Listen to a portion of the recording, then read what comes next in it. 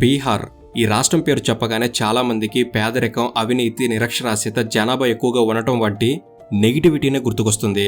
కానీ నలంద, విక్రమశిల వంటి ప్రపంచ గుర్తింపు పొందిన ఓల్డెస్ట్ యూనివర్సిటీస్ ఉన్న రాష్ట్రం అని అతి కొద్ది మందికి మాత్రమే తెలుసు. అంతేకాదు బుద్ధుడు జ్ఞానం పొందిన ప్రదేశం, సున్నాని కనిపెట్టిన ఆర్యభట్ట పుట్టిన ప్రదేశం, ఫస్ట్ ప్రెసిడెంట్ ఆఫ్ ఇండియా అయిన డాక్టర్ రాజేంద్ర ప్రసాద్ గారు పుట్టిన రాష్ట్రం, దేశంలోనే ఎక్కువ ఐఏఎస్లను ఇస్తున్న రాష్ట్రంగా బీహార్ ఉందని చాలామందికి తెలియదు. ప్రాచీన భారతదేశాన్ని ఏలిన అత్యంత శక్తివంతమైన మగధ సామ్రాజ్యపు రాజధాని అయిన పాటలీపుత్ర, నేటి పాట్నా ఉన్న ప్రదేశం కూడా బీహారే. బీహార్ అంటే పేదరికమే కాదు, సంస్కృతి, సాంప్రదాయాలు కొలువై ఉన్న ప్రదేశం, బౌద్ధ, జైన మతాల స్థాపనకు కారణమైన ప్రదేశం, ఓల్డెస్ట్ ఫిజిక్స్, ఎకనామిక్స్ సైంటిస్ట్ అయిన ఆర్యభట్ట, చాణక్యుడు పుట్టిన ప్రదేశం. ఇలా చెప్పుకుంటూ పోతే పాజిటివిటీలు చాలానే ఉన్నాయి. మరి ప్రాచీన భారతదేశంలో స్వర్ణయుగంలో ఉన్న బీహార్ 20వ శతాబ్దం వచ్చేసరికి ఎందుకని ఇలా మారింది? పురాతన విశ్వవిద్యాలయాలు ఉన్న నేల నేడు ఎందుకని నిరక్షరాస్యతలో ముందుంది? దేశంలోనే ఎక్కువ మంది ఐఏఎస్లు, బ్యాంక్ పీఓలను తయారు చేస్తున్న రాష్ట్రంలో ఎందుకని క్రైమ్ రేట్ ఎక్కువగా ఉంది? వీటి వెనక గల కారణాలేమిటి? బీహార్ పేద రాష్ట్రమా లేక పేద రాష్ట్రంగా మార్చారా? నేటి బీహార్ రాష్ట్ర సమస్యల గురించి, వాటి సొల్యూషన్స్ గురించి ఈ వీడియోలో పూర్తిగా తెలుసుకునే ప్రయత్నం చేద్దాం. వీడియో అనేది చాలా చాలా చాలా బాగుంటుంది. ఎండ్ వరకు మిస్ అవ్వద్దు. చాలా ఇన్ఫర్మేటివ్గా ఉంటుంది. అండ్ ఇలాంటి మరిన్ని ఇన్ఫర్మేటివ్ వీడియోస్ని మీ కొరకు తెచ్చేందుకు మీ సపోర్ట్గా ఈ వీడియోకి జస్ట్ లైక్ చేయండి చాలు. సో లేట్ చేయకుండా let's get into the video.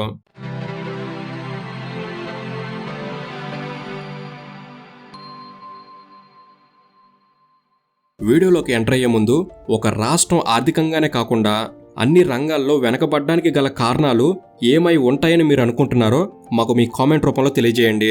ఆర్థిక రంగంలో అపర చాణక్యుడికి, సున్నాని కనిపెట్టిన ఆర్యభట్టకి, మగధ సామ్రాజ్యంలోని అశోకుడికి, బౌద్ధుడికి, జైనమత స్థాపకుడు మహావీర్కి, వీరందరికీ మధ్య ఉన్న కనెక్షన్ బీహారే. ఇంత గొప్ప చరిత్ర ఉన్న రాష్ట్రం గత కొన్నేళ్లుగా దేశంలోనే అత్యంత దీనస్థితిలో ఉంది. ఒక జనాభా పెరుగుదలలో తప్ప దాదాపు అన్ని రంగాల్లో బీహార్ వెనకబడి ఉందని చెప్పాలి. అక్కడి ప్రజల సంవత్సర ఆదాయం మిగతా రాష్ట్రాలతో పోలిస్తే చాలా తక్కువ. అంటే బీహార్ కుటుంబాల్లో 3వ వంతు కంటే ఎక్కువ మంది రోజుకి 200 రూపాయలతో జీవిస్తున్నారు. ఇక షెడ్యూల్ కులాల్లో అయితే ఆ సంఖ్య 44% ఉంది. అంతేకాదు బీహార్ జనాభాలో కేవలం 7% మంది మాత్రమే గ్రాడ్యుయేట్లు. అక్కడి ప్రజల్లో దాదాపు 96% మందికి వాహనాలు లేవు అంటే అర్థం చేసుకోవచ్చు నేడు బీహార్ పరిస్థితి ఎలా ఉందో. అంతేకాదు బీహార్లోని ప్రజల తలసరి ఆదాయం దేశంలోని మిగతా ప్రాంతాలతో పోలిస్తే చాలా తక్కువగా ఉండడం, అలానే లిటరసీ రేట్ అత్యంత దారుణంగా ఉండడం, ఇక అభివృద్ధి అనే పదానికి ఆమడ దూరంలో ఉండడం, జనాభా పెరుగుదలను నియంత్రించలేకపోవడం వంటి ప్రధాన సమస్యలు ఇప్పుడు బీహార్ను వేధిస్తున్నాయి. ఒకప్పుడు అంటే ప్రాచీన భారతదేశంలో రాజులు, రాజ్యాలు ఉన్న టైంలో బంగారు బాతులో ఒక వెలుగొందిన బీహార్ నేడు పేదరికానికి కేర్ ఆఫ్ అడ్రస్గా మారిపోయింది. సాక్షాత్తు ఆ రాష్ట్ర ముఖ్యమంత్రి ఈ రాష్ట్రంలో అవినీతి పేరుకుపోయింది అని బహిరంగంగా ఒప్పుకునే పరిస్థితులు ఉన్నాయి. బీహార్ ఇంత పేదరికంలో మగ్గిపోవడానికి గల కారణాలు 1, 2 అంటూ చెప్పలేం. దానికి చాలా కారణాలు ఉన్నాయి. అవన్నీ కూడా ఒకదానితో ఒకటి ఇంటర్ కనెక్ట్ అయి ఉన్నాయి. 1980లో ఆశీష్ బోస్ అనే డెమోగ్రాఫర్ దేశంలో ఆర్థికంగా, సామాజికంగా, జనాభా పరంగా అభివృద్ధి చెందని రాష్ట్రాలను కలిపి BIMARU అనే బెమరు పదాన్ని వాడారు. అంటే బీహార్, మధ్యప్రదేశ్, రాజస్థాన్, ఉత్తరప్రదేశ్ రాష్ట్రాల పేర్ల నుండి మొదటి అక్షరాలను తీసుకుని బెమరు అని అన్నారు. హిందీలో బెమరు అంటే సిక్, అనారోగ్యం అని అర్థం. ఈ 4 రాష్ట్రాలు ఆ టైంలో దేశ ఆర్థిక వ్యవస్థను అంటే దేశ GDP డెవలప్మెంట్ని బాగా దెబ్బతీశాయి. అధిక జనాభా పెరుగుదల, తక్కువ అక్షరాస్యత, తల్లి బిడ్డల మరణాలు ఎక్కువగా ఉండడం, ప్రజల తలసరి ఆదాయం తక్కువగా ఉండటం, పేదరికం, అవినీతి, కులతత్వం, మతతత్వం, రాజకీయాల్లో అస్థిరత వంటి చాలా అంశాలను ఈ బెమరు స్టేట్స్ ఎదుర్కొన్నాయి. అయితే రాను రాను ఈ 4 రాష్ట్రాల్లో పరిస్థితి మారుతూ వచ్చింది. ఈ 4 రాష్ట్రాల్లో డెవలప్మెంట్లో చూస్తే ఉత్తరప్రదేశ్ ముందు వరుసలో ఉంది. అలాగే స్వచ్ఛ భారత్లో భాగంగా నీట్గా ఉన్న సిటీలలో మధ్యప్రదేశ్లోని ఇండోర్, భోపాల్లో ఎప్పుడూ టాప్ ర్యాంకులో ఉంటూ వస్తున్నాయి. ఇక రాజస్థాన్ విషయానికి వస్తే కేవలం దేశంలోనే కాదు ప్రపంచవ్యాప్తంగా టూరిస్టులకు, పెళ్లిళ్లకు డెస్టినేషన్గా మారిపోయింది. ఇక ఇందులో మిగిలి ఉన్న బీహార్ రాష్ట్ర పరిస్థితి ఏంటి? మిగతా స్టేట్స్ లాగా బీహార్లో కూడా అంతే డెవలప్మెంట్ అనేది జరిగిందా అంటే దీనికి సమాధానం చెప్పాలంటే కాస్త ఆలోచించాల్సిందే. నేడు దేశ ఆర్థిక వ్యవస్థ అభివృద్ధిలో బీహార్ పాత్ర కాస్త తక్కువగానే ఉందని చెప్పాలి. కానీ ఒకప్పుడు పరిస్థితులు ఇలా ఉండేవి కావు. ఒకప్పుడు బీహార్ ఇలా ఉండేది కాదు. సనాతన ధర్మ వ్యాప్తిలో బీహార్ పాత్ర చాలా ముఖ్యమైనది. బీహార్లోని గాయాలో సిద్ధార్థ్ జ్ఞానాన్ని పొంది గౌతమ్ బుద్ధుడయ్యాడు. వర్ధమాన్ బీహార్లోనే మహావీర్ జైన్ అయ్యాడు. సైన్స్లో ఆర్యభట్ట ఆవిష్కారం, రాజకీయాల్లో చాణక్యుడి నీతి, లిటరేచర్లో రామాయణం, ఆర్ట్లో మధుబని, ఎడ్యుకేషన్లో నలంద, ఇలా ప్రతి రంగంలో బీహార్ పాత్ర ఎంతో ఉండేది. అంతేకాదు దేశంలో మొట్టమొదటి కాయిన్స్ను వాడడం మొదలుపెట్టింది గంగానది పరివాహక ప్రాంతాలైన బీహార్లోనే. ఇలా చరిత్రలో ఒక వెలుగు వెలిగిన బీహార్ రాష్ట్ర పరిస్థితి నేడు మరి ఎలా ఉంది ఇప్పుడు తెలుసుకుందాం. ముందుగా మనం బీహార్కు ఉన్న న్యాచురల్ డిసడ్వాంటేజెస్ గురించి తెలుసుకుందాం. మనం బీహార్ మ్యాప్ను కనుక చూసినట్లయితే బీహార్ రాష్ట్రం పశ్చిమ బెంగాల్, ఉత్తరప్రదేశ్, జార్ఖండ్ వంటి రాష్ట్రాలతో, నేపాల్ వంటి దేశంతో సరిహద్దును పంచుకుంటుంది. విశాలమైన గంగానది బీహార్ని ఉత్తర దక్షిణాలుగా వేరుచేస్తుంది. గంగానది ప్రవహించడం వలన బీహార్ నేల ఎక్కువ భాగం సారవంతమైనది. ఇది వ్యవసాయానికి అనుకూలమైన నేల. అందుకే బీహార్ రాష్ట్రం ఎక్కువగా వ్యవసాయంపై ఆధారపడే రాష్ట్రం. వైభవంగా వెలుగుతున్న బీహార్ ప్రాంతాన్ని విదేశీయులు ఆక్రమించుకొని నాశనం చేశారు. 12వ శతాబ్దంలో ఈ ప్రాంతం మహమ్మద్ ఘోరీ సైన్యం చేతులకు వెళ్ళింది. మధ్యలో ససరాం నుండి వచ్చిన షేర్షా సూరి 6 ఏళ్లు పాలించినప్పుడు బీహార్లో కొంత డెవలప్మెంట్ అనేది జరిగింది. ఆ టైంలోనే కలకత్తా నుండి పాకిస్తాన్లోని పెషావర్ వరకు గ్రాండ్ ట్రంక్ రోడ్ వేశారు. ఇక 1757 నుంచి 1776 మధ్యకాలంలో అక్బర్ చక్రవర్తి బీహార్, బెంగాల్ని ఆక్రమించి మొత్తం ప్రాంతాన్ని బెంగాల్ పాలనలో కలిపాడు. మొఘల్ సామ్రాజ్య పతనం అయిన తర్వాత బీహార్ క్రమంగా బెంగాల్ నవాబుల ఆధీనంలోకి వెళ్ళింది. ఇక మన దేశాన్ని సర్వనాశనం చేసిన బ్రిటిష్ కాలానికి వచ్చేసరికి బీహార్ పూర్తిగా పతనమైందని చెప్పవచ్చు. 1765లో బక్సర్ యుద్ధం తర్వాత బ్రిటిష్ ఈస్ట్ ఇండియా కంపెనీకి బీహార్, బెంగాల్, ఒరిస్సాలపై పన్ను అధికారం లభించింది. అప్పటి నుంచి 1912 వరకు బీహార్ ప్రాంతం బ్రిటిష్ వారి బెంగాల్ ప్రెసిడెన్సీలో భాగంగా ఉంది. 1912లో బీహార్ను వేరు చేశారు. బీహార్ రాష్ట్రంగా ఏర్పడిన రోజున బిహారీ దివాస్గా పండుగను ఆ రాష్ట్ర ప్రజలు జరుపుకుంటారు. ఇక 1935లో బీహార్లో కొంత భాగాన్ని వేరు చేసి ఒడిశా రాష్ట్రాన్ని ఏర్పాటు చేశారు. ఆ తర్వాత 2000లో బీహార్లో ఖనిజ సంపద ఎక్కువగా ఉన్న 18 జిల్లాలను వేరు చేసి జార్ఖండ్ రాష్ట్రాన్ని ఏర్పరిచారు. ప్రస్తుతం బీహార్లో 38 జిల్లాలు ఉన్నాయి. వాటిలో గంగా, శ్రోనా, బాగమతి, కోసి, బుధి, గండక్, పల్గు వంటి ఎన్నో నదులు, ఉపనదులు బీహార్లో ప్రవహిస్తున్నాయి. వాటి వల్ల బీహార్ నేల సారవంతం అవుతుంది. కానీ ప్రతి సంవత్సరం ఈ నదుల వలన వరదలు రావడం కూడా జరుగుతుంది. వరదల్ని అడ్డుకోవడానికి ఇప్పటి వరకు బీహార్ని ఏలిన ప్రభుత్వాలు చేసింది ఏమీ లేదు. ప్రతి సంవత్సరం ఈ వరదల వల్ల బీహార్ ఆర్థిక వ్యవస్థ దెబ్బతింటుంది. ఆ టైంలో వ్యవసాయం దెబ్బతినడం వలన ప్రజలు చాలా రకాలుగా ఇబ్బందులకు గురవుతున్నారు. ఎందుకంటే బీహార్లోని 80% మంది ప్రజలు వ్యవసాయంపై, అక్కడి నదులపై ఆధారపడి బతుకుతున్నవారే. ఈ వరదలతో వారి పొలాలు, ఇళ్లకు తీరని నష్టం కలుగుతుంది. ఇక ఫ్రైట్ ఈక్వలైజేషన్ పాలసీ 1952 అంటే సరకు రవాణా సమీకరణ విధానం బీహార్ అభివృద్ధిని బాగా దెబ్బతీసింది. ఈ పాలసీ ద్వారా ఖనిజాలు, ముడి పదార్థాలని భారతదేశంలో ఎక్కడికైనా రవాణా చేసుకోవచ్చు. దానికోసం ప్రభుత్వం సబ్సిడీ ఇస్తుంది. అందువలన 1 టన్ను బొగ్గుని బీహార్లో తవ్విన చోట వాడినా, దాన్ని తీసుకెళ్లి ముంబైలో వాడినా అదే ఖర్చు అవుతుంది. మామూలుగా అయితే కోల్ మైన్స్ ఎక్కువగా ఉన్న బీహార్ పారిశ్రామికంగా ఎక్కువగా డెవలప్ అవ్వాలి. కానీ అలా జరగలేదు. ఈ పాలసీ వల్ల దేశంలో అన్ని ప్రాంతాల్లో ఇండస్ట్రీస్ ఉంటాయని కేంద్రం అనుకుంది. కానీ అది బీహార్, జార్ఖండ్, ఉత్తరప్రదేశ్ వంటి రాష్ట్రాలని బాగా దెబ్బతీసింది. పారిశ్రామికరణ అంతా పోర్టు ఉన్న ఏరియాలకు వెళ్ళిపోయింది. ఈ రాష్ట్రాల్లో మైన్స్ తవ్వి వాటిని పోర్ట్స్ ఉన్న ఏరియాలకు తరలించడంతో వీటి అభివృద్ధి ఆగిపోయింది. ఇండస్ట్రీస్ వేరే ప్లేస్లకు వెళ్లకుండా బీహార్లో ఉన్న ప్రభుత్వం పట్టించుకుంటే నేడు బీహార్ పరిస్థితి ఇలా ఉండేది కాదేమో. ఇక బీహార్ డెవలప్ అవ్వకుండా ఇలానే ఉండడానికి మరో కారణం లీడర్షిప్. ఒక పార్టీ ఎక్కువ సంవత్సరాలు అధికారంలో ఉంటే వారు డెవలప్మెంట్పై ఫోకస్ చేయొచ్చని మనం అనుకుంటాం. వారు లాంగ్ టర్మ్ ప్రాజెక్ట్స్ని ప్లాన్ చేసుకోవచ్చు. స్టెబిలిటీ ఉంటుంది కాబట్టి దాంతో వారి ఫోకస్ అంతా అభివృద్ధిపై పెట్టొచ్చు. దానివల్ల జాబ్స్ ఇంక్రీజ్ అవుతాయి. కానీ బీహార్లో పరిస్థితి దీనికి ఖచ్చితంగా వ్యతిరేకంగా ఉంది. బీహార్లో ఆర్జేడీ పార్టీ 15 సంవత్సరాలు పాలించింది. ఆ టైంలో లాలూ ప్రసాద్ యాదవ్ సీఎంగా బీహార్ని రూల్ చేశారు. కానీ ఆ టైంలో జరిగిన స్కామ్లు అన్నీ ఇన్ని కావు. ఏకంగా సీఎం స్థాయి వ్యక్తి పశువులకు వేసే గడ్డిపై కూడా స్కామ్ చేసి జైలు పాలయ్యాడు. ఈయన సీఎంగా ఉన్న టైంలో బీహార్ని జంగల్ రాజుగా మార్చారని అంటుంటారు.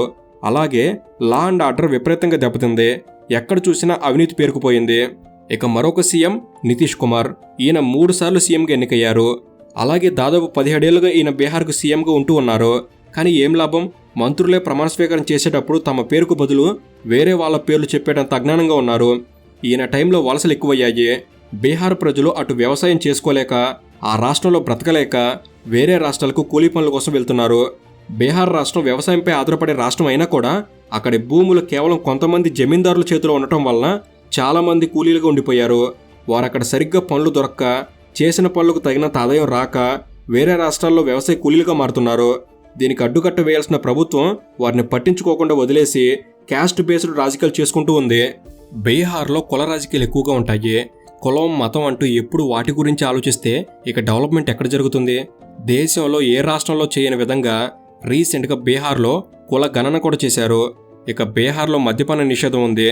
లిక్కర్పై వచ్చే ఆదాయం కూడా ప్రభుత్వానికి కొన్నిసార్లు అవసరం అవుతుంది. మద్యపాన నిషేధం ఉండటం వలన ఆ ఆదాయాన్ని కూడా బీహార్ ప్రభుత్వం పోగొట్టుకుంది. మద్యపాన నిషేధం ఉండడం వలన ప్రజలు కల్తీ మద్యం వైపు వెళ్తున్నారు. ఈ కల్తీ మద్యం తాగి 76 మంది దాకా చనిపోయిన సందర్భాలు కూడా బీహార్లో ఉన్నాయి.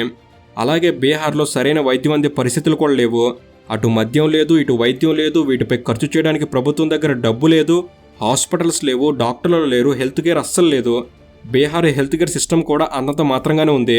BMSCL అనగా Bihar medical structure corporation limited, దీనికి దాదాపు 10,000 కోట్లు మంజూరయ్యాయి.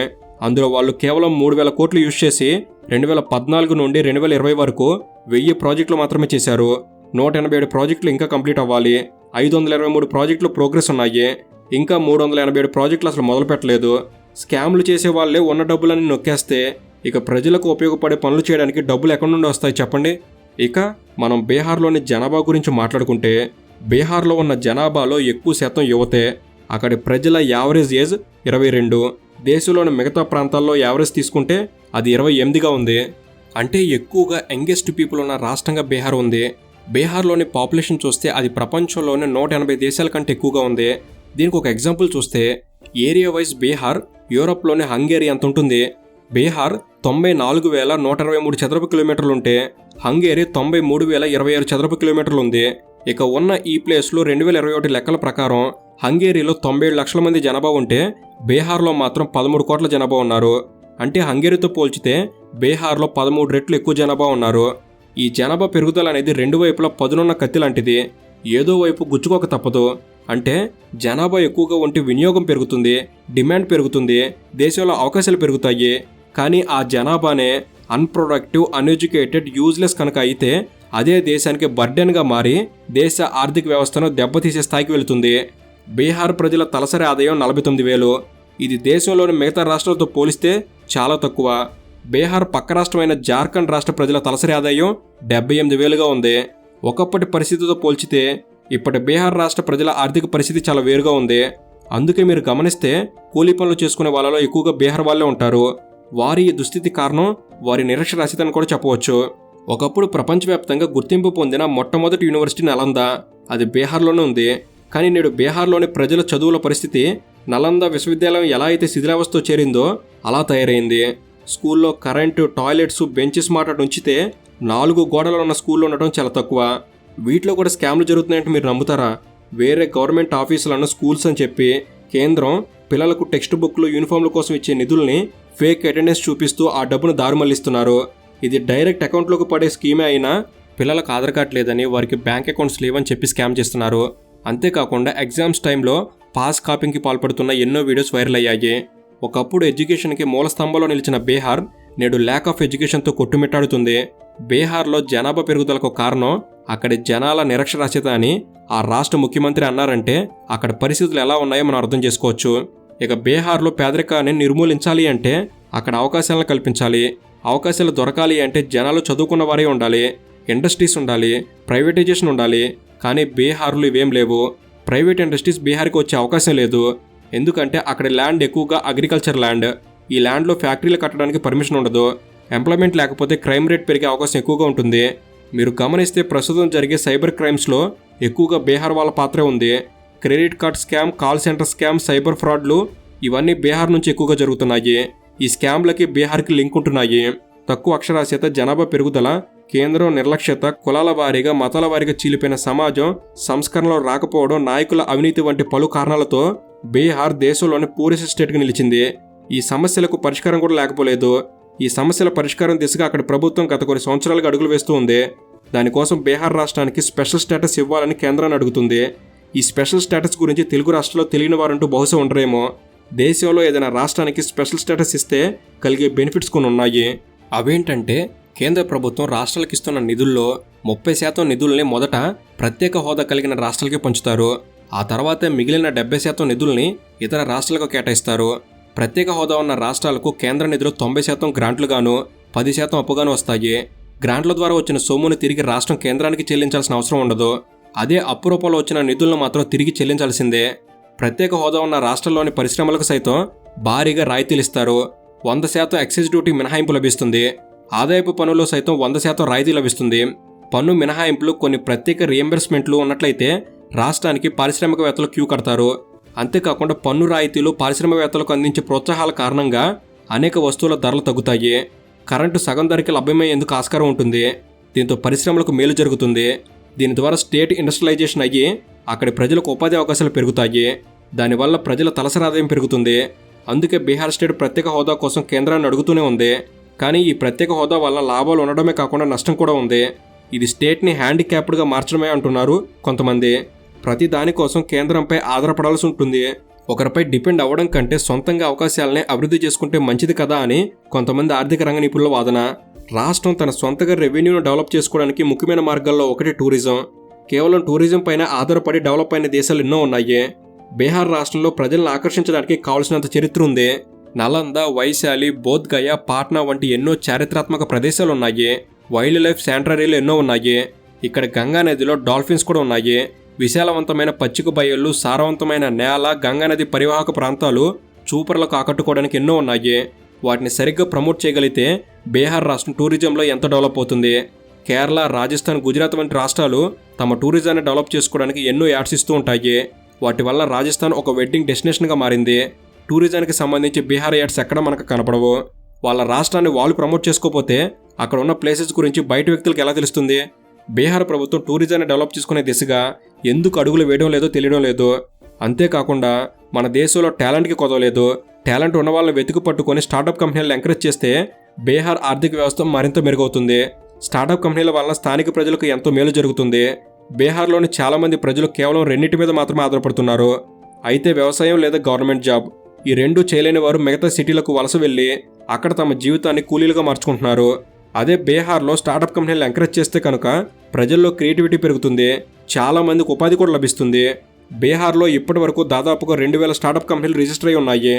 కానీ అవి కార్యరూపం దాల్చలేదు. బీహార్ సర్కార్ వీటిపై ఫోకస్ పెడితే బాగుండేదని నా అభిప్రాయం. అలాగే కొత్తగా బిజినెస్ పెట్టే వాళ్లకు ఎంకరేజ్మెంట్గా రాయితీలు కల్పించడం, వ్యవసాయంలో కొత్త టెక్నాలజీని ఉపయోగించి వాటి ఉత్పత్తిని పెంచడం, టూరిజాన్ని దేశవ్యాప్తంగా విస్తృతంగా ప్రచారం చేయడం, జనాభా పెరుగుదల గురించి ప్రజలకు మరింత అవగాహన కల్పించడం, వలసలను తగ్గించడం, ప్రజలకు బేసిక్ చదువుపై ఇంట్రెస్ట్ని కల్పించడం, మెరుగైన విద్యా వైద్యాన్ని అందించడం వంటివి చేయడం ద్వారా బీహార్ ప్రజల దుస్థితి కాస్తైనా మారవచ్చు.